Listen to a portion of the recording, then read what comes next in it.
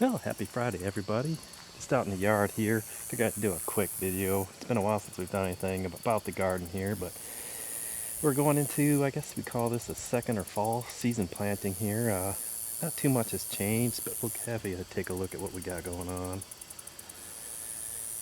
But as you can see here, our sweet potatoes are kind of overtaking the old potato towers here, so hopefully we'll get a lot of good ones. We were looking at this morning. She's got some pretty decent tubers coming in, so that's kind of cool. Pepper plants, we should have trimmed them down, but we didn't. But they kind of overtaken this garden bed here, so.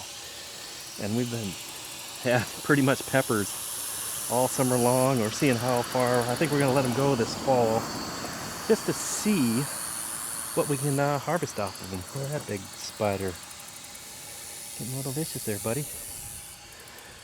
But yeah, all our cucumbers are done. I think we tried to do looks like I call it a fall planting of cucumbers, just for shits and grins, just to see what happens and see what comes off of it. But as you can see, peppers are doing pretty good. We got some, I think these are the spicy banana peppers. But yeah, as you can see here, marigold plants. I don't know what it is in marigolds and just these gardens here. They've always gotten humongous. But onions are doing pretty good. Got some oregano that's kind of taken over. Our carrots will probably have to harvest here pretty soon. This is, I think, some kind of, I have no idea anymore what that is. It's just kind of taken over. But I think this is a basil plant we've been trimming down. But yeah, the last of the beans, getting ready to pull those off. I think they're all done for the year. There's one green vine still going. We started another session, I guess the fall peas. I guess you can plant those in September. So we planted some to see how they go. So we've got those kind of sprouted up in here. Transplanted the broccoli and I think it's a cabbage from the flower towers that I had set up. They just weren't doing good in those. So we're going to see maybe if we can get something out of it. They look like they perked up since we put them in here. This broccoli plant, I'm hoping we'll see something. And then the tomatoes, we trimmed those bad boys down quite a bit and they've come back, and we've got fall tomatoes coming in. So these are the Romas. I think the center one is the cherry tomatoes, and there's a ton of them again.